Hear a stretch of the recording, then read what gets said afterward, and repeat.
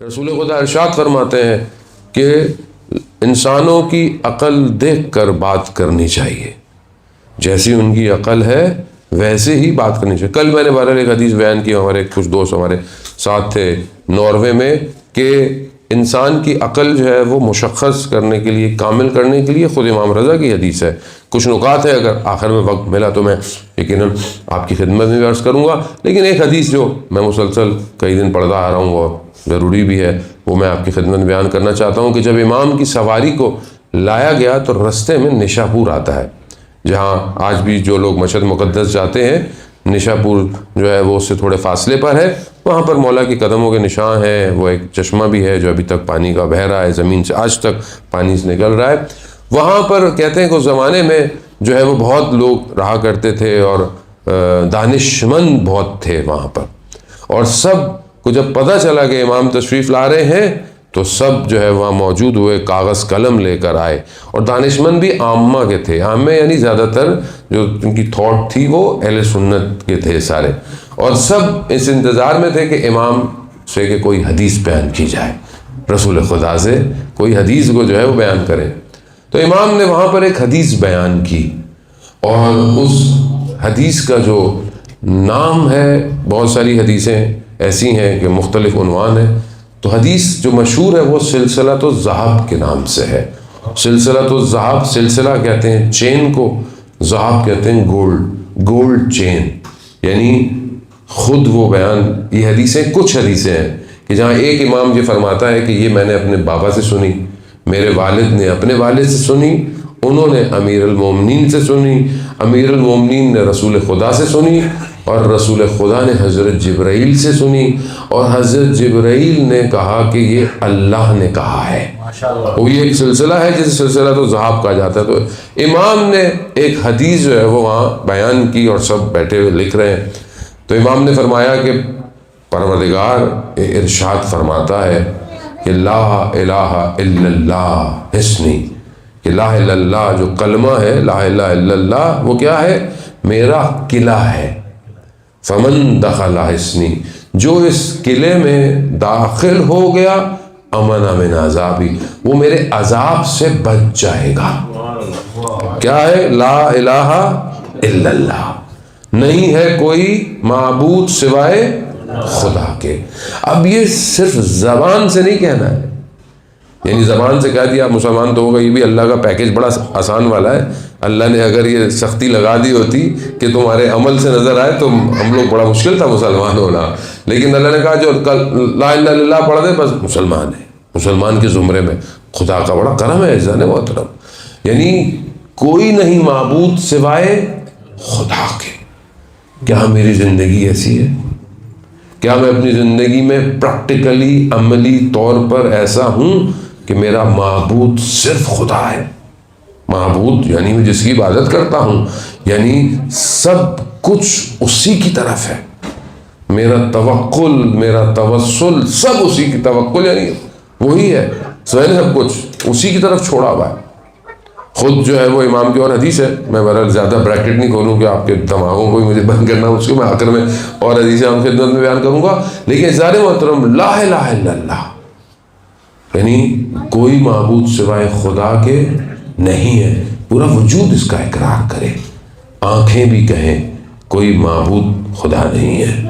آج امام خمینی کی برسی کا دن ہے عزیزان محترم، خدا ان کے درجات اس روئے بلند کرے۔ امام خمینی فرماتے تھے کہ کائنات محضر خداست، یعنی کائنات جو ہے وہ خدا کے سامنے کیا ہے؟ حاضر ہے، یعنی اس ٹائم آپ میرے محضر میں، آپ میرے سامنے، میں آپ کے محضر میں ہوں، میں آپ کے سامنے ہوں۔ تو کیا فرماتے تھے کہ کائنات محضر خداست، خدا کے سامنے حاضر ہے، در محضر خدا معصیت نہ کنید، یعنی خدا کے سامنے گناہ نہیں کرو، ہر چیز اس کے آگے حاضر ہے۔ تو یہاں یہ تبھی ممکن ہے کہ جب انسان لا الہ الا اللہ اپنے وجود سے کہے، لا الہ الا اللہ، یہ جو انسان کی رگوں میں خون دوڑ رہا ہے یہ کہے کہ لا الہ الا اللہ، اور یہ ذکر کائنات میں ہو رہا ہے، ہمیں آواز نہیں آتی کیونکہ ہمارے کان صحیح نہیں ہے، ورنہ پتے، درخت، پتھر، ہر چیز لا الہ الا اللہ کہتے ہیں۔ آیت اللہ قاضی رضوان اللہ تعالیٰ علیہ نجف اشرف میں جن کا مرقد مبارک ہے، وہ بیان کرتے ہیں کہ جب میں تہجد کی نماز پڑھتا تھا شہر سے باہر نغلستان میں، تب میں دنیا سے ڈسکنیکٹ ہو جاتا تھا اور عرش کے اذکار مجھے سنائی دیتے تھے۔ ہماری زندگی گزر گئی، ہمیں کوئی ذکر سنائی، اس کی وجہ کیا ہے؟ کیونکہ ہم نے ہر وقت شور سن رہے ہیں۔ آج کل جوان جو ہے وہ فری نہیں بیٹھتا، آپ دیکھیں ذرا سا اس کو ٹائم دے دیں، اس کا منہ فون باہر آ جائے گا۔ ابھی میں اتنا پریشان تھا، مجھے اچھا ہی لگ رہا تھا، لیکن بعض لوگوں کے میسیج ایسے تھے مجھے بھی رپلائی کرنے دے، انہیں جشن نہیں پڑھنے دینا تھا مجھے۔ لیکن آپ دیکھیں نا، فارغ نہیں بیٹھتا آدمی، دیکھتا رہتا ہے۔ دیکھنا بھی شور ہے، سننا بھی شور ہے۔ انسان اپنے آپ کو وقت نہیں دیتا۔ جب انسان اپنے آپ کو خالی کرے گا تبھی تو یہ آواز اس کو آئے گی۔ جو جوان نیت کر کے سوئے اسے ملائکہ کی آواز آتی ہے، اٹھو فجر کا وقت ہو گیا ہے۔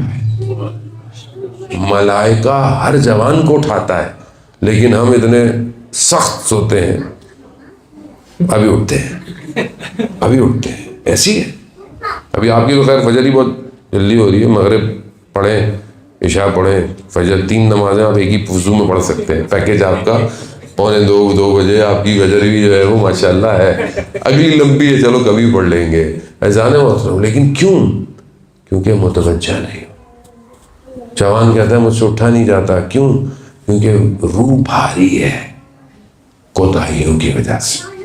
اپنے آپ کو ہلکا کرے تو یہ ذکر آپ کو سنائی دے گا۔ وہ حق بابو کا غالباً کلام ہے کہ نفی اسبات تا پانی رلیا، ہر رگے ہر جائی ہو، جیوے مرشد کامل باہو، جے بوٹی لائی ہو۔ وہ جو نفی اسبات کس کو کہتے ہیں؟ نیگیٹو پوزیٹو، یہ 2 ہی سیل ہے نا۔ اب آپ الیکٹریسٹی میں دیکھیں، کنڈکٹرز میں دیکھیں، ہر چیز میں نیگیٹو ہے اور پازیٹو ہے، بیٹری میں نیگیٹو ہے اور پازیٹو ہے، یہ دونوں کمبائن ہوتے ہیں تو الیکٹریسٹی چلتی ہے۔ انسان بھی ایسے ہی ہے، لا الہ الا اللہ نہیں ہے، یہ نیگیٹو پازیٹو ہے۔ یہی جب انسان کی رگوں میں دوڑنا شروع ہو جائے نا تو پھر انسان کو آپ کو بتانا نہیں پڑتا، وہ خود اس کی بارگاہ میں سجدہ کرتا ہے۔ وہ بہرحال امام فرماتے ہیں کہ لا الہ الا اللہ کیا ہے؟ اللہ کہتا ہے کہ میرا قلعہ ہے، اور جو اس قلعے میں داخل ہو گیا وہ میرے عذاب سے بچ جائے گا۔ یہ کہا امام کی سواری جل پڑی، ابھی ان کے قلم وہیں ہے۔ امام کی سواری تھوڑی سی آگے گئی، امام نے سواری میں محمل کا پردہ ہٹایا اور کہا کہ اس قلعے میں داخل ہونے کی شرائط ہے، وَأَنَا مِن شُرُوطِهَا، اور میں ان میں سے ایک شرط ہوں، یعنی مجھے مانے بغیر لا الہ الا اللہ میں داخل نہیں ہو سکتے۔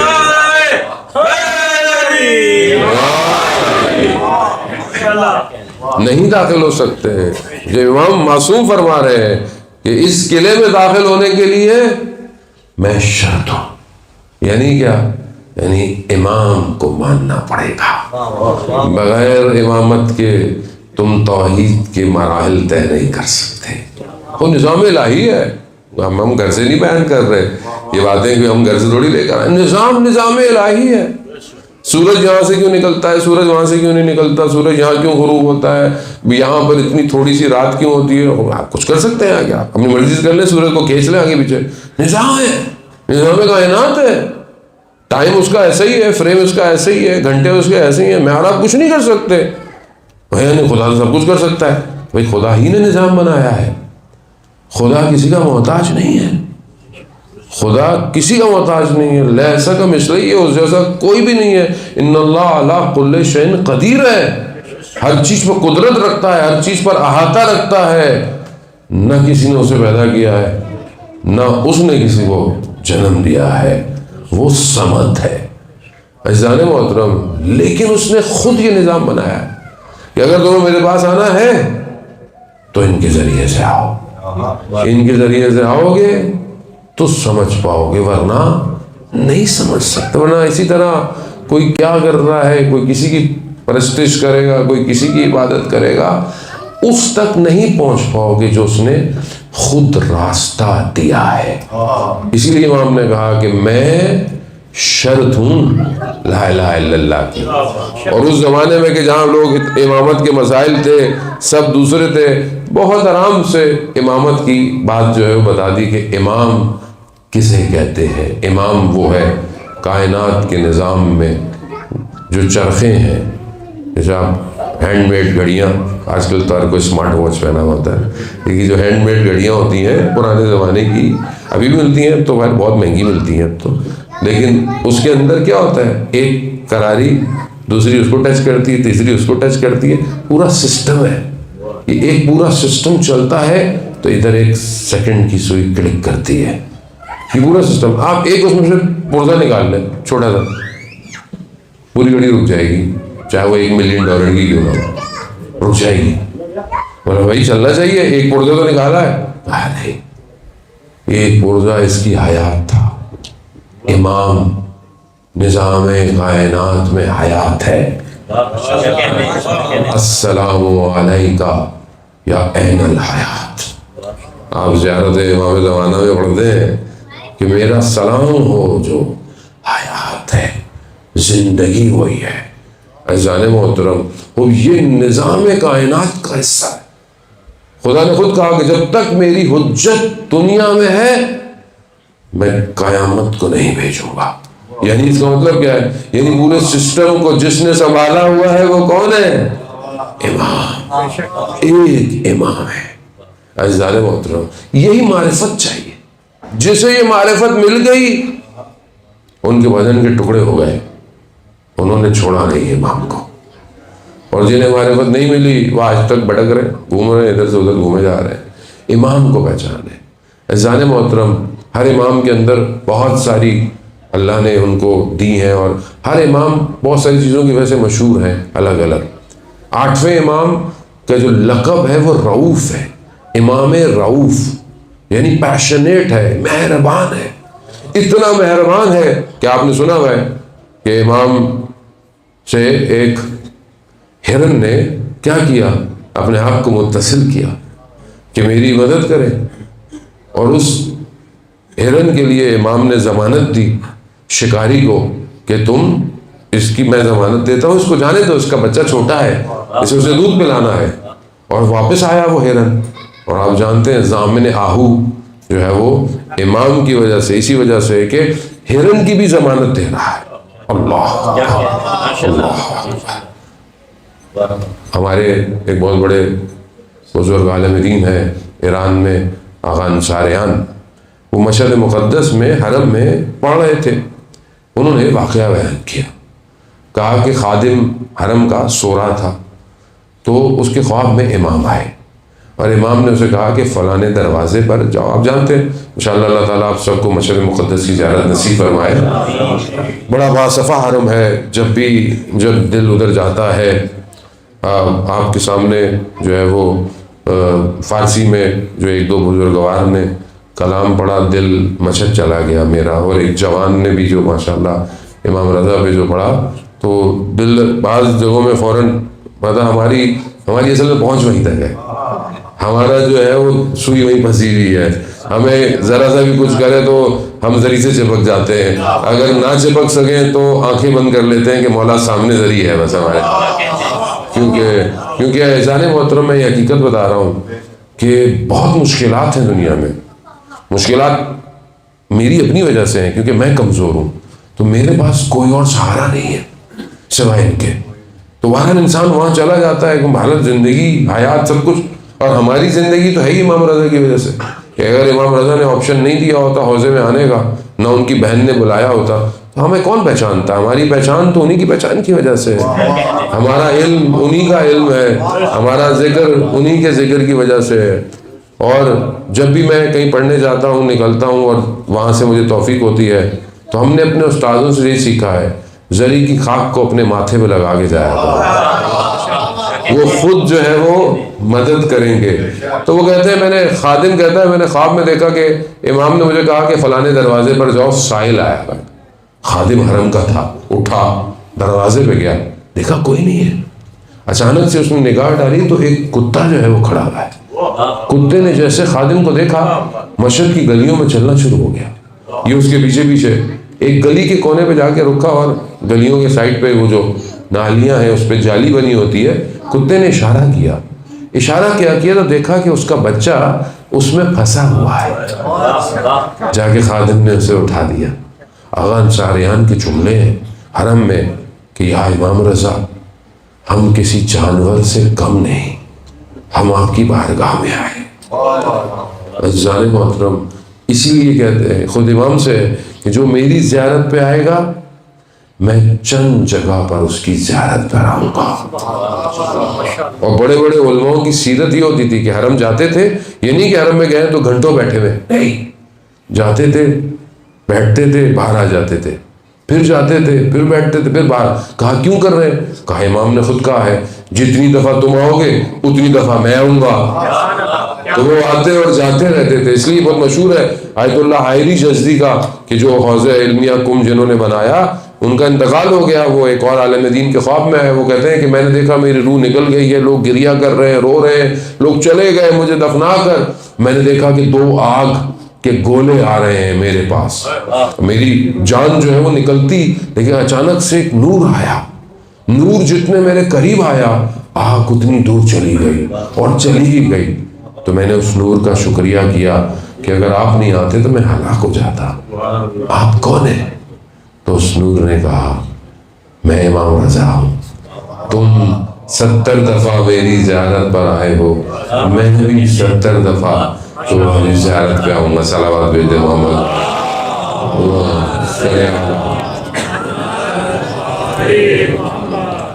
جانے محترم، بہرحال یہ امام رؤوف ہیں، امام مہربان ہیں، اور آپ یقین کریں خدا آپ کو ہم سب کو مولا کے زیارت کی توفیق عطا فرمائے۔ یقیناً آج آپ سب یہاں جمع ہیں اور اس میں کوئی شک نہیں کہ آج آپ سب کو انشاءاللہ امام کے حرم میں محسوس کیا جا رہا ہوگا۔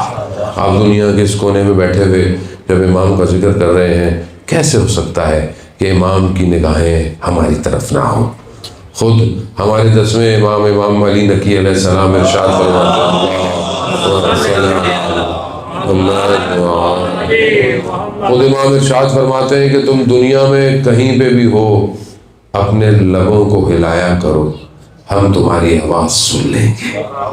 تو یقیناً آپ یہاں سے جب مولا کو یاد کر رہے ہیں، میں بہرحال یہ کیونکہ وقت محدود ہے، آگے مغرب بھی ہے، تو میں چند حدیثیں ہیں خود امام رضا علیہ السلام کی آپ کے گوشگوار کرنی ہے، تاکہ ہم اپنی زندگی میں دیکھیں کہ ہم ان کی سیرت پہ کتنا عمل کرتے ہیں۔ اصل کردار ہے عزیزان محترم، ظاہر دنیا میں رہ جائے گا، انسان بڑی سی بڑی شخصیت ہو، پریزیڈنٹ ہو، صدر ہو، آفیسر ہو، بزنس مین ہو، کچھ بھی ہو، جب تک وہ زندہ ہے تب تک یہ نام اس کے ساتھ ہے۔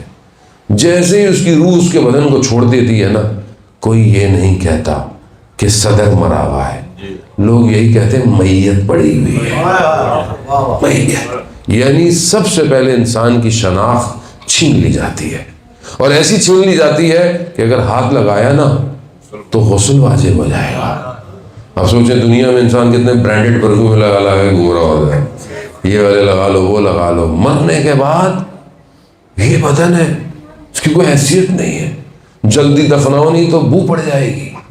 یعنی آپ سوچیں ہماری اپنی اوقات کیا ہے اور ہم کیسے زندہ رہ رہے ہیں۔ اس لیے انسان کو اندر بہتر کرنے کی ضرورت ہے، اپنے اندر کو معطر کریں ولایت سے، تاکہ یہ خوشبو قیامت تک جاری رہے۔ آج آپ کے سامنے جن ہستیوں کو ہم یاد کرتے ہیں ائمہ کے علاوہ، کون ہے؟ وہ وہی ہے جنہوں نے ولایت کی وجہ سے اپنے آپ کو خوشبودار کیا ہوا ہے، ورنہ تاریخ میں تو اتنے لوگ تھے آپ کسی کو یاد ہی نہیں کرتے۔ لوگ یہی تو کہتے ہیں کہ بھائی چند لوگوں کو یاد کیوں کرتے ہو؟ کیونکہ انہوں نے اپنے آپ کو ولایت پہ قربان کیا ہے۔ اگر آج ہم بھی اپنے آپ کو اپنے امام پر قربان کر دیں، اپنے امام کی اطاعت کریں، تو ہم بھی معطر ہو جائیں گے، اور ہمیں بھی یاد رکھا جائے گا۔